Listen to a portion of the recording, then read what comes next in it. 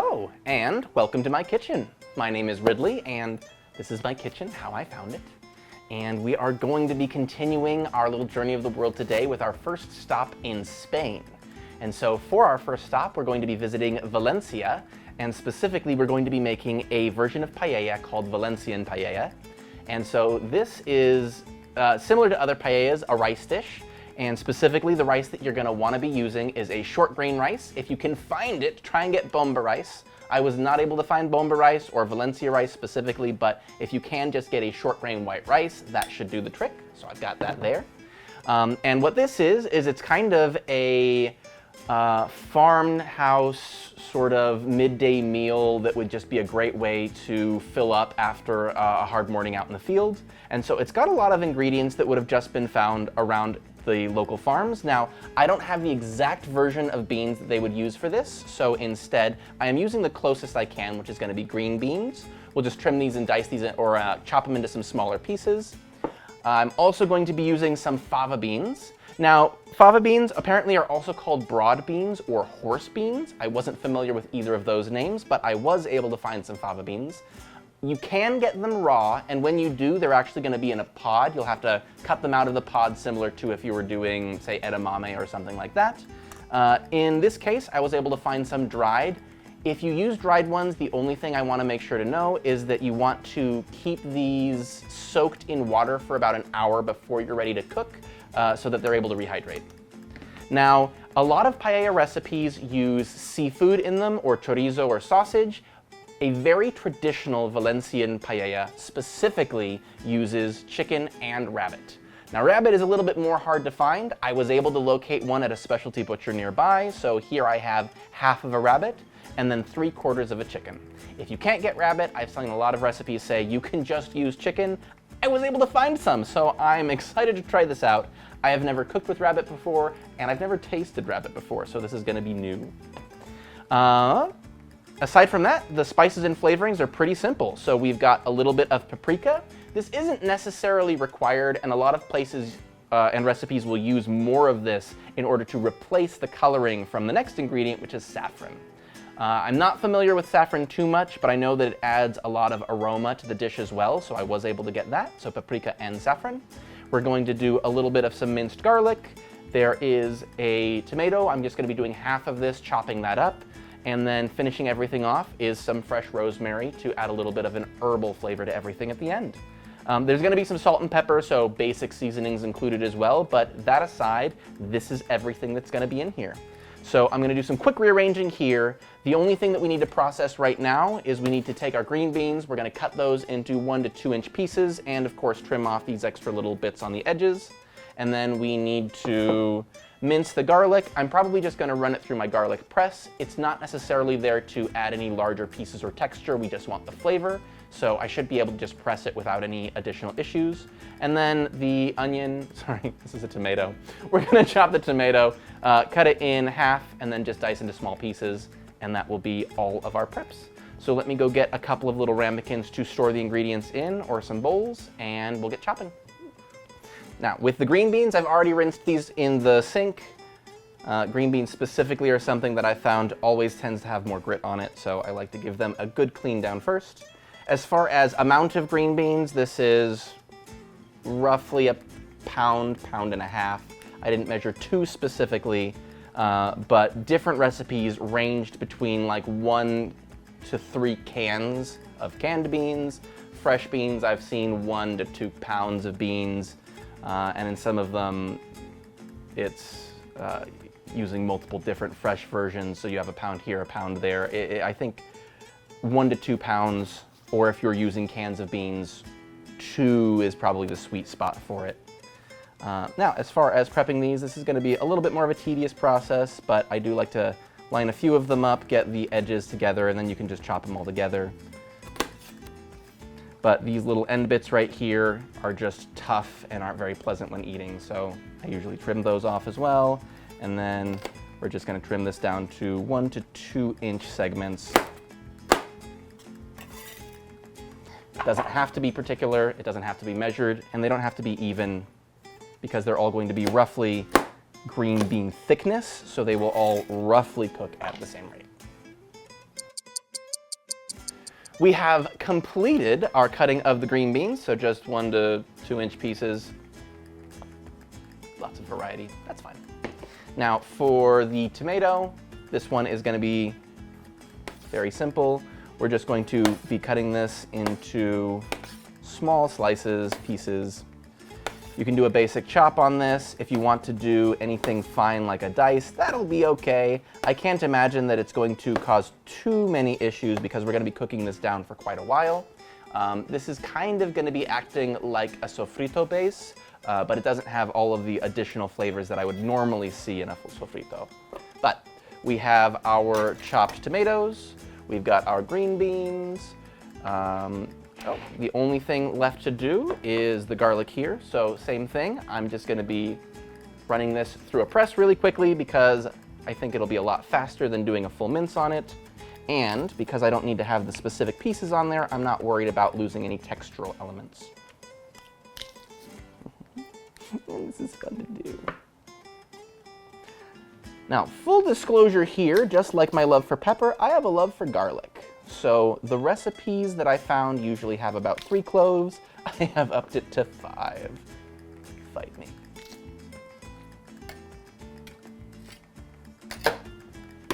All right, so that is absolutely all of the prep for this recipe. So I'm gonna move everything back into our stove kitchen area and we're gonna get cooking. This is a 1-pot recipe, which I appreciate. So this will be pretty quick and pretty simple, but let's get going. Quick note.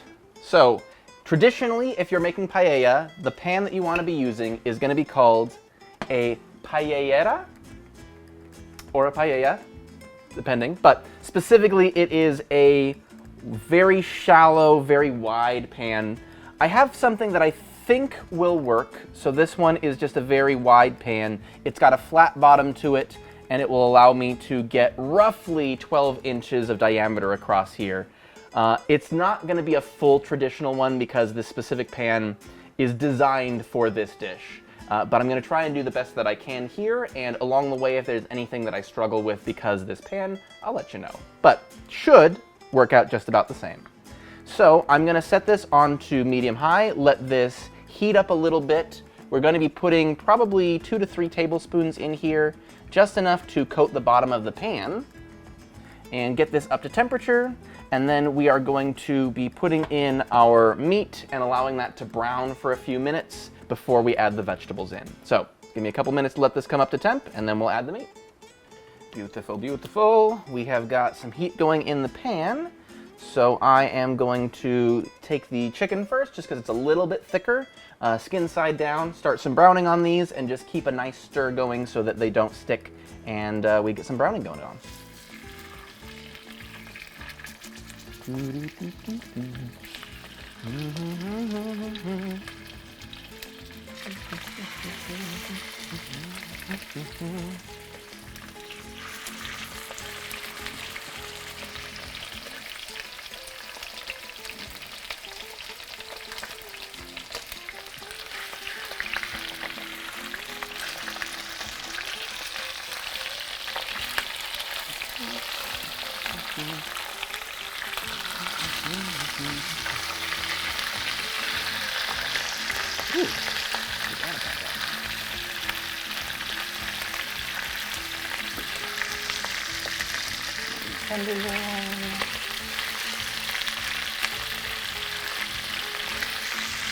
The other leg.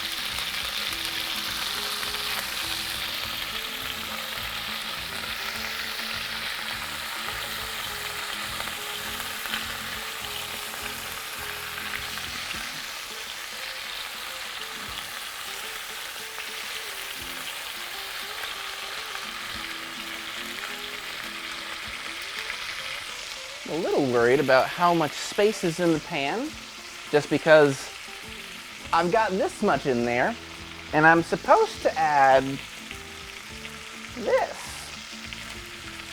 We'll see how it goes. So once cooked, the rabbit looks remarkably like chicken. Honestly, even while raw, it's pretty close, but I don't know if I would have necessarily known had I not known what I was putting in here.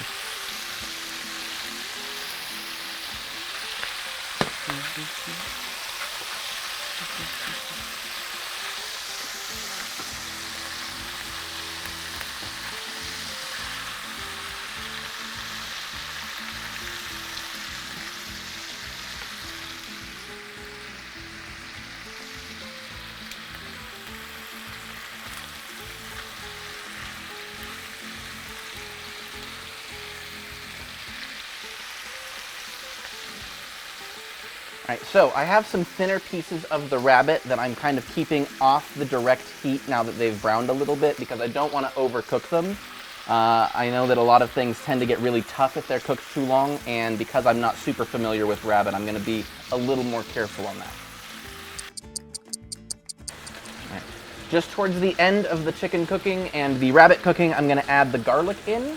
I didn't want to add this in earlier because I didn't want it to brown too much, but I do want to make sure that it's got the flavor in with the meat so that it can develop right alongside it.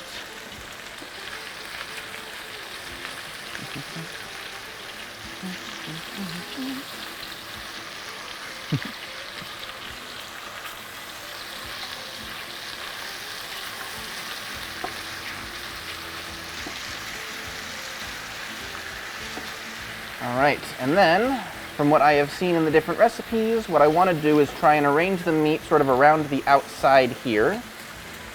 And then I am going to be adding the beans into the center along with the tomatoes and cooking down there.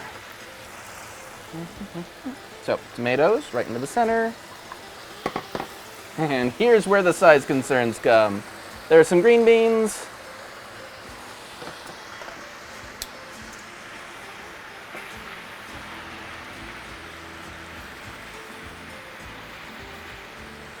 And I am rather certain that I am not fitting all those fava beans in there. All right, so we're going to cook this down a bit. I will add some fava beans into there. I'll probably pull some green beans out as they reduce a little bit, but I may have found a recipe or have been sent or combined a set of recipes that were designed for significantly more people. In my research, I was finding that for 3 to 4 servings worth, or 3 to 4 people's worth, a 12-inch paella should be good. So that's why I thought this would work out just fine, but we're struggling. Hot cookie. Well, you know what? It's actually, they're reducing down pretty well. We'll see what we can do. 3 cups of rice. This is gonna be awesome.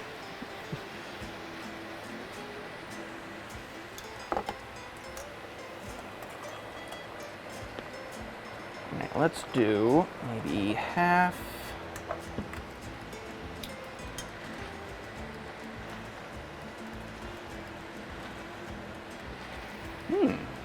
Though I will say, the mixture of scents that's coming from this is really delightful. Definitely get the garlic, which is to be expected. But the beans are adding kind of a little bit of a nuttiness to it.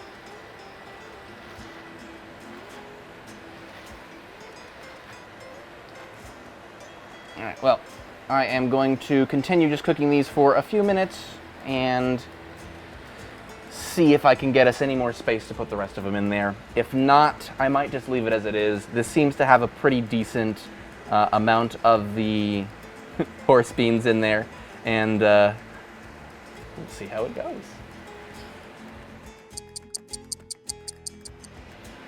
So, I put as much of the fava beans in as I realistically thought that I could without completely overwhelming and overfilling the pot. I think there's a good mixture here of the green beans and the fava beans, so I'm hoping that we'll at least get that good flavor from it. Last thing we want to do here is we're just going to be adding that paprika in. Once again, not necessarily required, because a lot of recipes don't include it at all, and a lot of them include more of it in order to replace the color from the saffron. So I'm just going to do a little brief mix here, get things sort of a little bit of some seasoning started, nothing too crazy. And then we are going to just be adding some water in and essentially making a broth using these ingredients here. And then later, that broth is what we're going to be using to infuse into the rice and make the paella out of it. All right, so.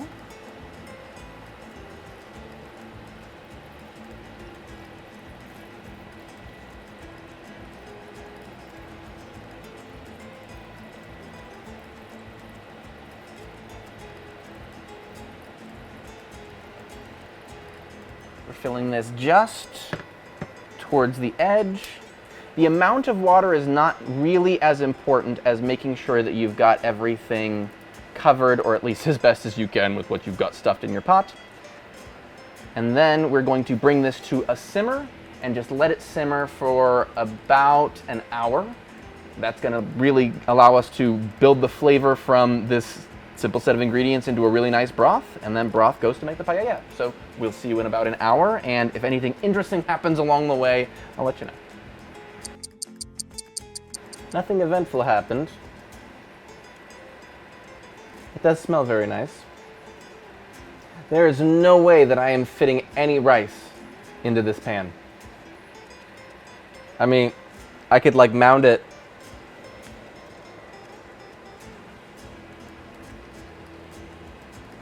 It's not happening. So, I'm gonna have to put it in my wok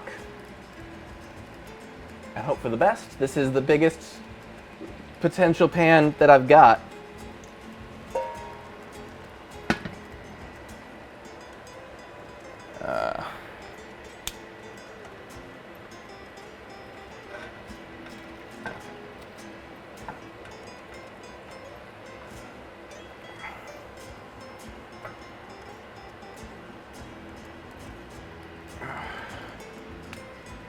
Alright, so I mean, that kind of works. Let me redistribute this around a little bit. It's definitely cooked the chicken very thoroughly. I have no idea on the rabbit. We're gonna find out. But I can at least definitely get the rice into there. Okay, so at this point, let me just clean this up a little bit. At this point, the recipes sort of diverge. There's some that have a very specific way that they measure the specific amount of liquid that has gone in already, and then they use that to determine the amount of rice that goes in. There are others that are saying that you reduce this down, and they've had other additions in. I've seen even some recipes include snails. So what we're going to do here is I'm going to let this reduce just a little bit further. Then I'm going to add the rice in. We're going to mix it all throughout just so that it can be thoroughly dispersed. And then I'm going to top off with a little more water, and we are going to then let that simmer for about 20 minutes. And during that time, we're just going to allow the rice to absorb all of the broth that we've made with all of these ingredients, so it should really meld in all of the flavors. A little bit of salt to go in there. I've heard also some thyme and some rosemary are optional spices. I've got some fresh rosemary here that I'll be adding towards the later point of this and just letting it infuse a little bit in. Giving it a couple more minutes here now, so I'll probably come back in just a few to add the rice in and do the final adjustment there. The very last step of this is the one that I am the most worried about because it's also the most finicky, particular, and says takes the most experience, and that's the sauerkraut. And so what this is it is a kind of crust that you create on the bottom of the paella by cooking it at high temperature without stirring the rice for the last couple of minutes of cooking. Usually this would be done in that large pan, and once you add the rice, you don't stir it at all, and then the cooking over a fire creates enough heat to give that sauerkraut to it. In this case, I have an induction stove, so I'm hoping that's going to be enough to get it up to a high enough temperature and maintain it to get that crust in just a couple of minutes without burning it, because if you undercook it, it's soggy. If you overcook it, it's burnt. We're gonna do our best. But giving it a couple more minutes, then we'll be back to add the rice. I'm not entirely sure if this is supposed to happen, or if it's because I had to use the dried fava beans instead of fresh ones. But by this point, the beans have sort of disintegrated, which I imagine is just gonna hopefully transfer their flavor into the broth and then into the rice. But it's an interesting prospect. But in any case, we've got our rice here. So I am just going to add this in. And pray that there is going to be enough space in here once it's completely filled. This is going to be... This is the most uncertain I've been going into any of these recipes. And the uncertainty has pervaded the entire process. So, I'm really hoping that this turns out super delicious, and it's just one of those trust the process sort of things, and not one of those I have absolutely ruined the process sort of things.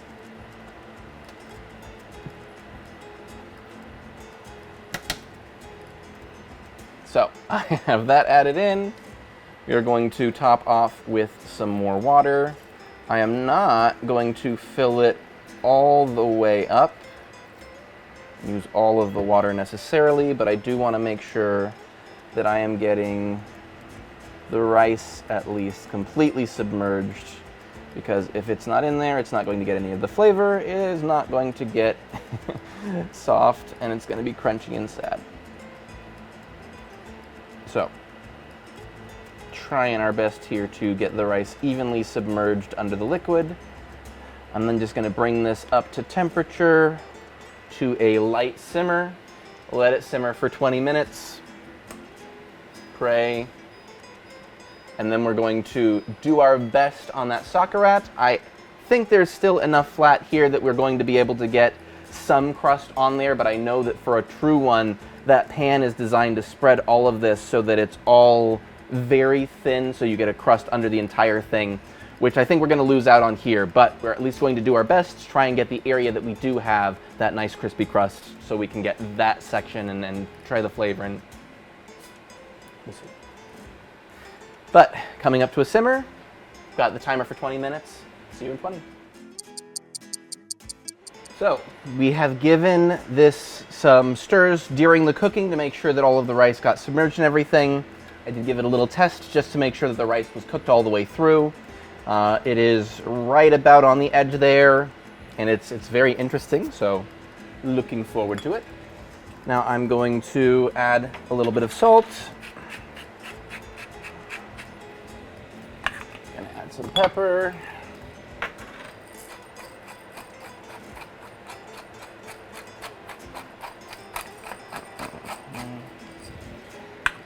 And I guess at this point, we'll add the saffron. Maybe that should have been during the broth stage. In any case, it'll be in there now. And then, let me get something a little better for mixing.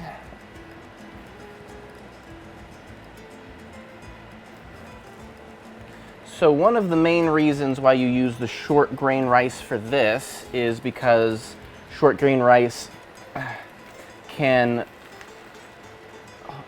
absorb up to 3 times its weight or size, I think weight, in broth. And so all of that flavor gets trapped in the rice itself. Oh, and there is a little bit of crust on the bottom there, so that's fine. Let me just get this nice and stirred so that I have the seasoning mixed in everywhere.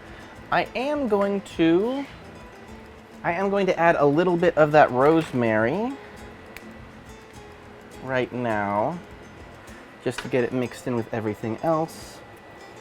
And really quick way to add that in is to just chop it with some scissors directly over the pot. like so. It's not a traditional cooking method at all. Okay, so gentle stir on this so that I can get the flavoring mixed in. Then we're going to bump the temperature up to medium-high. We're going to leave the rice completely undisturbed at that point for 1 to 2 minutes, and that is going to allow it to caramelize across along the bottom, which you can then pull up as you're serving the dish, which is generally served directly from the dish it's cooked in. In this case, I'll probably put it onto a plate for us just so we can have some easier time checking it over there, but yeah. Let's get this spread out. We're going to bump the temperature up to medium-high. And then it says that you can listen for a crackling sound. I don't think that I'm really going to be able to get that in this instance because I've got such a thick layer of the rice on top. I don't think it's gonna, I think it's gonna muffle it a lot more. Definitely seeing a lot more cooking immediately. So I don't want to go too long because I don't want to burn it. It was already doing a little bit of caramelization, but again, don't want to go over the top. And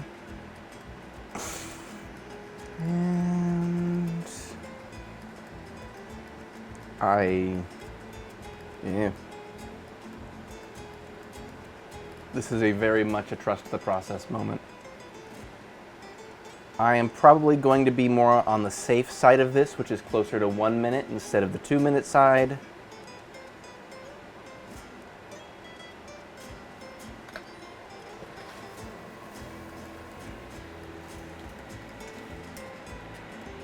And that is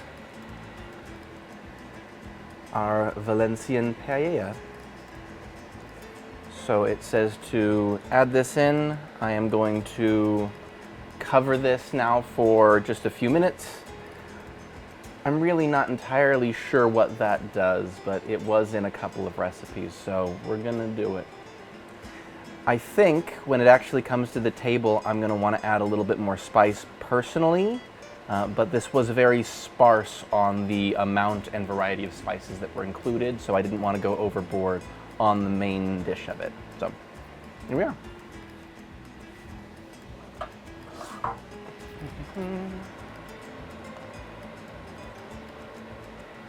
That'll work.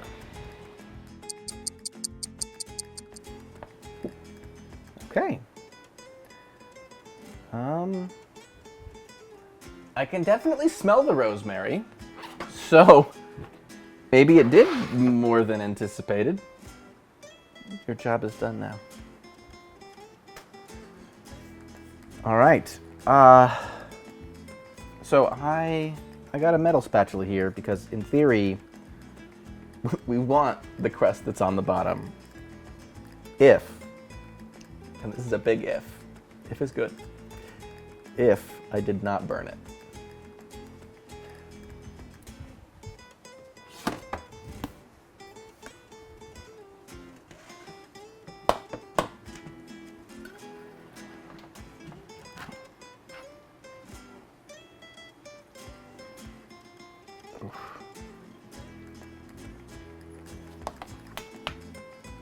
Oh, I think I was close.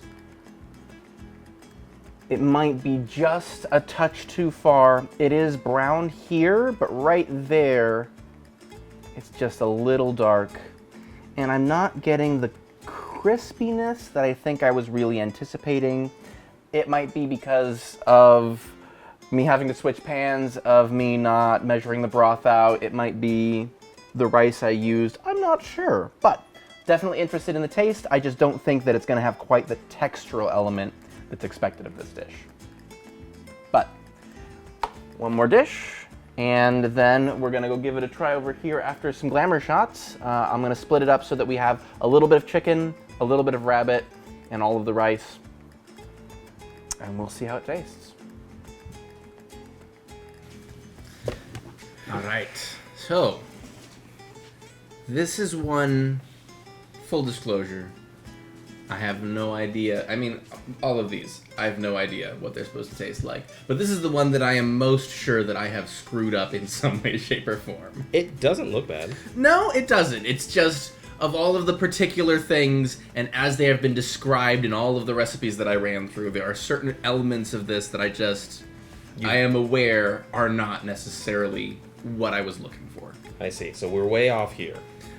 But let's hope it's still delicious. Yes, exactly. Flavor-wise, it should still be super tasty. Just not at all what it was supposed to be.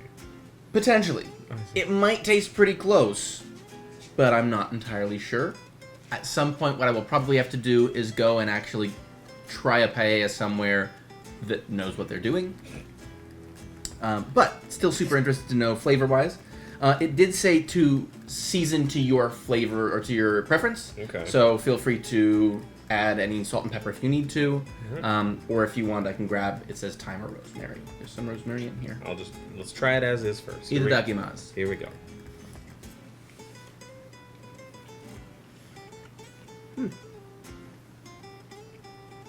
Well, that was the chicken. And I had the rice. I kind of had all of it. Let me just try this by itself, though. So, the rice, for me, has the flavor, like, fully absorbed into it. It doesn't taste like any rice I've had before. But it also has kind of a beanie flavor from, I'm assuming, the fava beans. Right, yeah. I definitely taste that aspect of it. And there's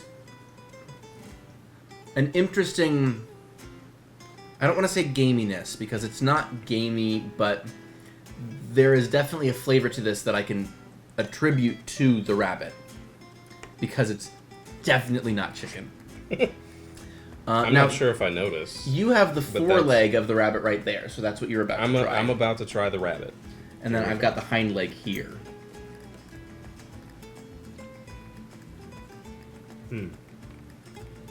It does look like it stayed fairly moist. So, I think this could use spice. I don't know how traditional paella is. I'm not sure if I've even really ever had it. But this, to me, tastes really bland. Like, if you think about it, you can taste, kind of some of the flavors and stuff that it's got going on, but I'm just not... They agree. Yeah, I'm just not getting a lot of the flavor. So here, let's try this.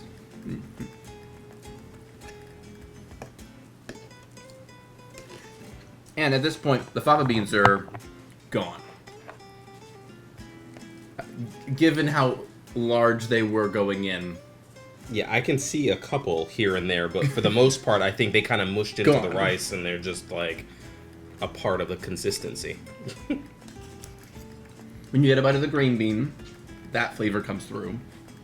Right, but green beans are green beans. They don't have a whole lot, like, they taste like green beans. They're not super flavorful in an impactful way.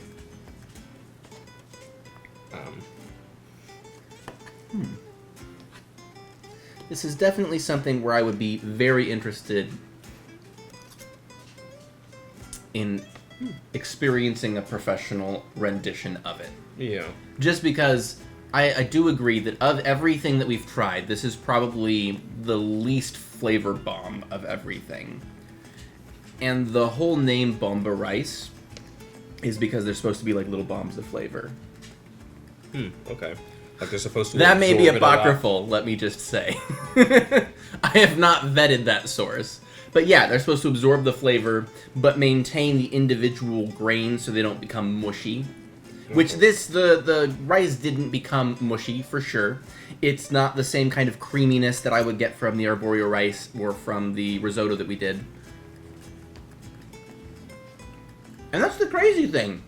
I thought that the squid ink risotto was the one that was sort of the most mellow. It still is. This is a little bit better than that. It's competing though, which is interesting.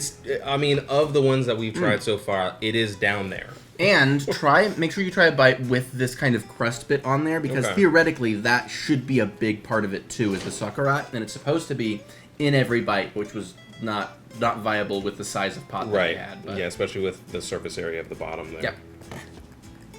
But okay. Let's get some chicken on it.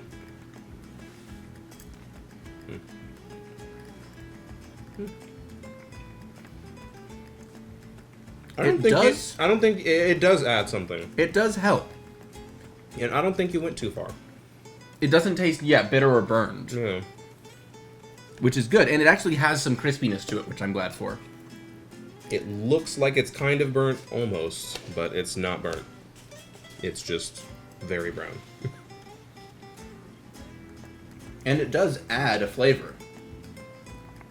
I do think that the salt is necessary to bring that flavor to its best place. Anywhere, really, because it's very bland otherwise, but...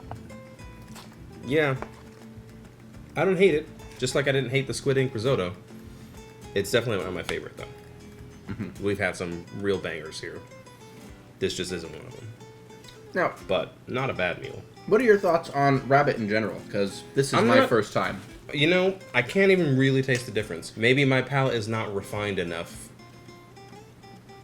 to really, like, distinguish how different it should be. Well, it's not super different. They've both been essentially braising in the same sauce. Right. We're making this broth out of it, but... Let's try just the rabbit. But it is pretty close to the chicken. The texture is different.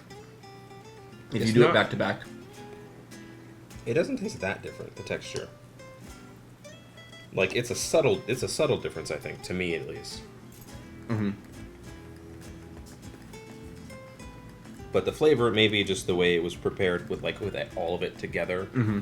The flavors exchanged, so what I'm tasting is probably just like an amalgamation of all of it. Yeah, and I'm glad I didn't... Like I said, it's not gamey at all. Which I was a little worried about because I have had... I've only ever heard that rabbit is gamey.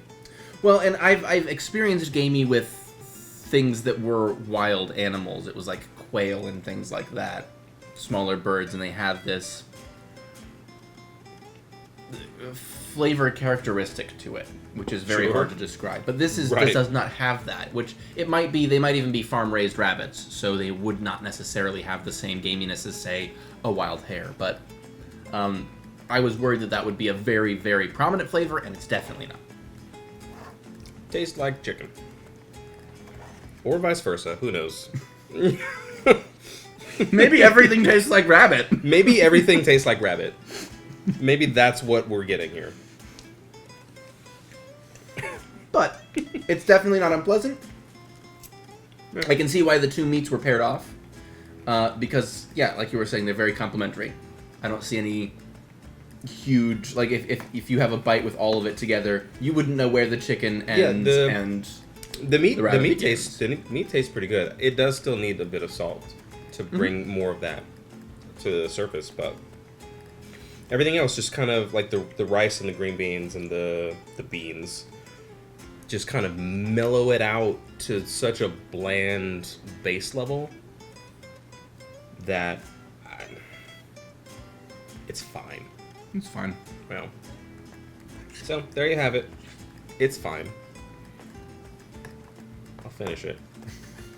At some point, we might have to do like a follow-up where we've tried it in the wild. Right? Yeah. As it turns out, we messed up. That was not how you're supposed to do it. It's actually got flavor, as it turns out, and we just didn't add any of that. That's what we missed. We missed the flavor. We missed the flavor. That's okay. Well, I guess that'll do it for this one. Yeah. So, next up is going to be another region in Spain. España. And I will hopefully try and find something that doesn't require specialized cookware, because that seems to be a theme of my last couple of weeks. Yeah, especially when this one is named after the dish you're supposed to use it in. Yeah, and I should have probably thought that it was more impactful. I mean, some of them are huge. Some of what? The pans. Oh, I see. Like when you're feeding a lot of people. Right. They're enormous. But it's all this thin layer. And then theoretically all of it gets the crust. That and all of it caramelized thing, gets... so it would be in every bite, and that's just not possible. Right. You know what? Maybe that is the thing. Because if that was in every bite, it wouldn't, like, the topmost part, like, the bulk of it wouldn't taste as bland. No, right. Absolutely. It's supposed to be Okay.